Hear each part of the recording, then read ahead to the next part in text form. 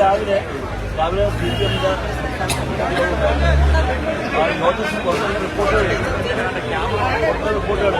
ഇവരിപ്പോ ഈ PMCയിൽ അവർ വലിയ slow down ചെയ്യുന്നത് തൽക്കാലത്തേക്ക് ഈ സ്കൂളുകളുടെ ലിസ്റ്റ് കൊടുക്കണ്ട, കാരണം എതിർമുന്നേ അത് 5 രൂപ സബ്സിഡി ഉണ്ടാക്കും, അതിനുശേഷം മതി നല്ല രീതിയിലാണ് വന്നിരിക്കുന്നത്. അല്ലല്ലോ വിഷയം. ആരും അറിയാതെ ആരോടും പറയാതെ എഗ്രിമെന്റ് വെച്ചു. പാർട്ടിയുടെ കേന്ദ്ര നേതൃത്വം CPMന്റെ അറിഞ്ഞിട്ടില്ല, സംസ്ഥാന നേതൃത്വം അറിഞ്ഞിട്ടില്ല, ഘടകകക്ഷികൾ ആരും അറിഞ്ഞിട്ടില്ല, ഇടതുമുന്നണിയിൽ ചർച്ച ചെയ്തിട്ടില്ല, മന്ത്രിസഭയിൽ ചർച്ച ചെയ്തിട്ടില്ല. മന്ത്രിസഭയിൽ കബളിപ്പിക്കൂടി ചെയ്തു.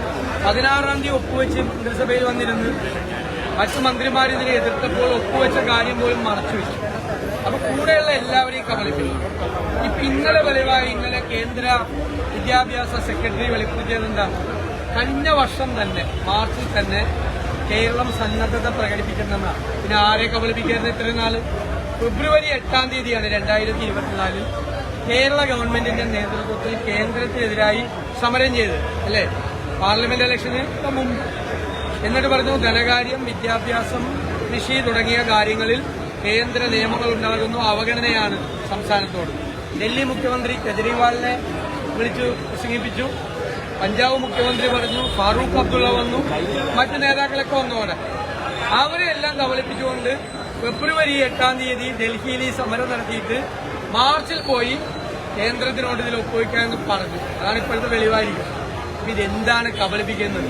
മുഖ്യമന്ത്രി പ്രധാനമന്ത്രിയെയും ആഭ്യന്തരമന്ത്രിയെയും കണ്ടതിന് ശേഷം എന്തു മാറ്റമാണ് പെട്ടെന്ന് ആരും അറിയാതെ? അതാണ് സംഭവം, അത്രയേ ഉള്ളൂ. ആരും അറിയാതെ എന്തുകൊണ്ട് എഗ്രിമെന്റ് വരും? അതിനാണ് തുറന്നു പറയേണ്ടത്.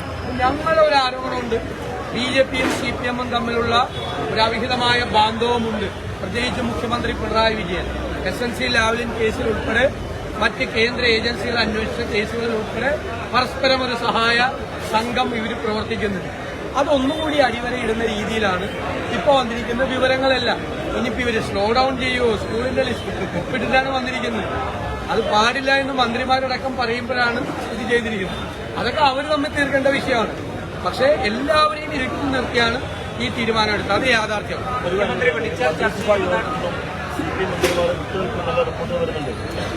അവര് തീരുമാനിക്കണം, ഞങ്ങൾക്ക് അതല്ല അവര് തീരുമാനിക്കട്ടെ.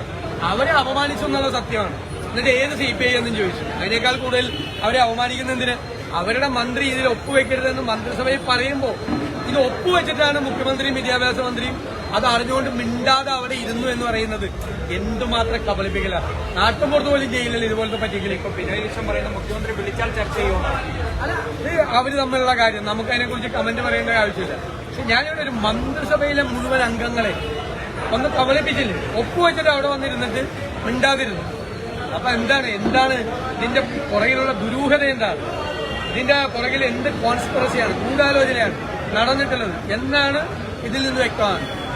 ഈ ദേവസ്വം ബോർഡിനെ നീട്ടിക്കൊടുക്കാൻ വേണ്ടി ഓർഡിനൻസ് കൊണ്ടുവരാനായിട്ട് സർക്കാർ കാലാവധി നീട്ടാനായി ദേവസ്വം ബോർഡ്. ഞാൻ ചോദിക്കട്ടെ, കോടതി വിധിയിൽ നിന്ന് തന്നെ ഇവരെ ചവിട്ടി പുറത്താക്കേണ്ട സമയം കഴിഞ്ഞു. ഇവർക്കെതിരായിട്ട് കേസെടുക്കേണ്ടി വരും. അവസാനം ആദ്യത്തെ ദേവസ്വം ബോർഡ് പ്രതിയായല്ലോ, ഈ ദേവസ്വം ബോർഡും പ്രതിയാവും. കാരണം ഇതെല്ലാം അറിഞ്ഞുകൊണ്ട് തിരുവാഭരണം കമ്മീഷണറുടെ റിപ്പോർട്ടും ഹൈക്കോടതി വിധിയും ദേവസ്വം മാനുവലും മറികടന്നുകൊണ്ട് വീണ്ടും ഈ സാധനം, ഈ കാര്യങ്ങൾ വീണ്ടും സ്വർണം പൂശാൻ പുറത്തേക്ക് കൊണ്ടുപോകാൻ അനുവാദം കൊടുത്ത ആരാ? ക്ലിയറാണ്, കോടതി വിധി ക്ലിയറാണ്. അപ്പൊ വീണ്ടും നിയമം ലംഘിച്ചു ഇവർ. അപ്പൊ അതുകൊണ്ട് അവർക്കെതിരായിട്ട് കേസ് വരും. എന്നിട്ട് നീട്ടിക്കൊടുക്കാൻ പോയാൽ അതിന്റെ അർത്ഥം അതിനേക്കാൾ വലിയ നേതാക്കന്മാർ അതിന്റെ പുറകിലുണ്ട്, ഇതിന്റെ പങ്കുപറ്റിയവരെന്നാണ് അതിന്റെ അർത്ഥം. BJP അധ്യക്ഷന്റെ ക്രമക്കേടിനെ കുറിച്ച് എന്താണ് പറയുന്നത്? അത് വരട്ടെ. അത് അദ്ദേഹത്തിനെതിരായിട്ട് ഒരു ആരോപണം വന്നിരിക്കുന്നു. ആ ആരോപണത്തിന് അദ്ദേഹമാണ് മറുപടി പറയേണ്ടത്. അദ്ദേഹം മറുപടി പറയണം. അദ്ദേഹം വ്യവസായ കാര്യങ്ങൾക്ക് വേണ്ടി ഗവൺമെന്റിൽ നിന്നും ചുരുങ്ങിയ വിലയ്ക്ക് സ്വീകരിച്ച ഭൂമി വ്യവസായം നടത്താതെ മറച്ചു വിറ്റുമെന്നാണ് ആരോപണം വന്നിരിക്കുന്നത്. രാഷ്ട്രീയ നേതാക്കളാകുമ്പോൾ ആരോപണം വരും. അത് അദ്ദേഹം മറുപടി പറയട്ടെ. അദ്ദേഹം മറുപടി പറയണം, ഞാനല്ലാതെ.